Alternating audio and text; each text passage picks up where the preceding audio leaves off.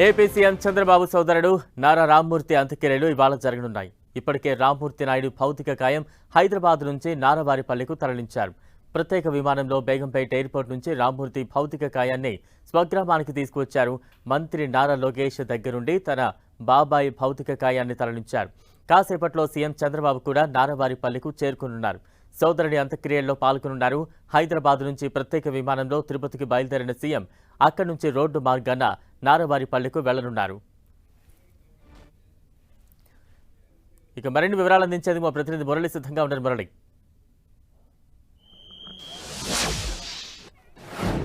కాసేపట్లోనే AP CM Chandrababu Naidu నారావారిపల్లికి చేరుకోబోతున్నారు. సరిగ్గా గంట క్రితమే నారా రామ్మూర్తి నాయుడు పార్థివ దేహం నారావారిపల్లికి చేరుకుంది.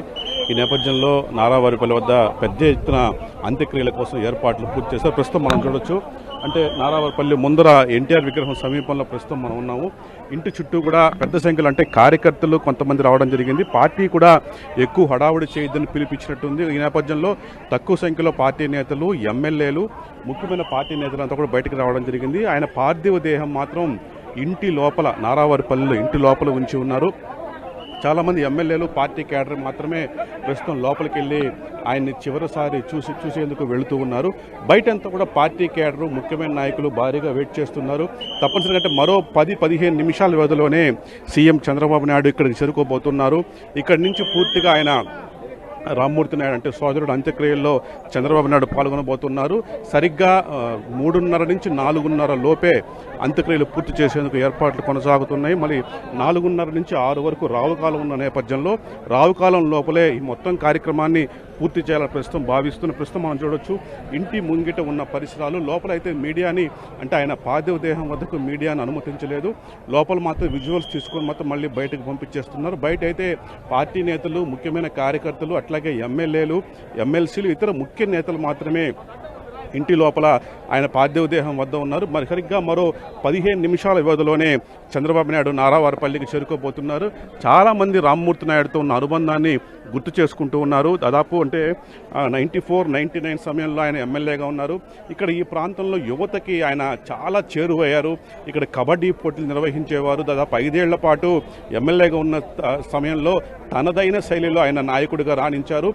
చంద్రబాబు నాయుడు సోదరుడుగా ఆయన ఒక ప్రత్యేక గుర్తింపు కూడా పొందారు. మొత్తంగా నారావారిపల్లి మొత్తం రామ్మూర్తి నాయుడు మృతితో కన్నీరు పెడుతుందని చెప్పక తప్పదు. బలరాం, అంటే మురళి, అంటే చంద్రబాబు ఎంతసేపట్లో రాబోతున్నారు? కుటుంబ సభ్యులందరూ అక్కడికి ఇప్పటికే చేరుకున్నారా?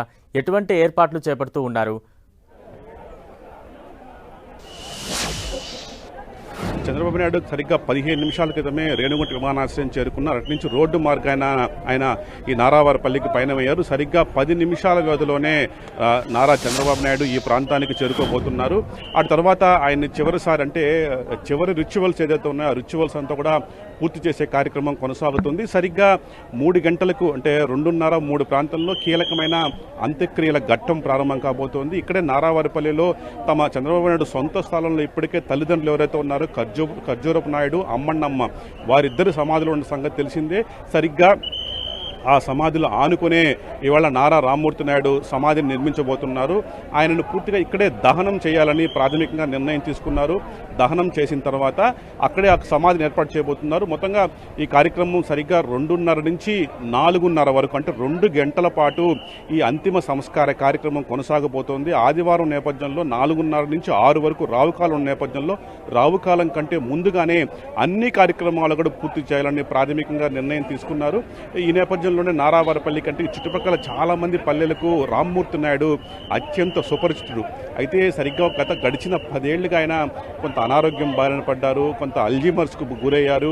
న్యూరలాజికల్ సంబంధిత ఆరోగ్య సమస్యతో ఆయన 10 ఏళ్లుగా తీవ్ర ఇబ్బందులు పడుతూ ఉన్నారు. ఈ నేపథ్యంలోనే మనం చూసాం హైదరాబాద్కి వెళ్ళడం, అక్కడ ఏఏజీ హాస్పిటల్ అడ్మిట్ అయిన ఒక 48 అవర్స్లోనే ఆయన తుది శ్వాస విడిచారు. మొత్తంగా నారా కుటుంబం పూర్తిగా విషాదంలో మునిగిపోయిందని చెప్పక తప్పదు. 2 కుమారులు నారా రోహిత్, నారా గిరీషు, అట్లాగే ఆయన భార్య ఇందిర, వాళ్ళు కూడా ఇంటి లోపలే ఉన్నారు.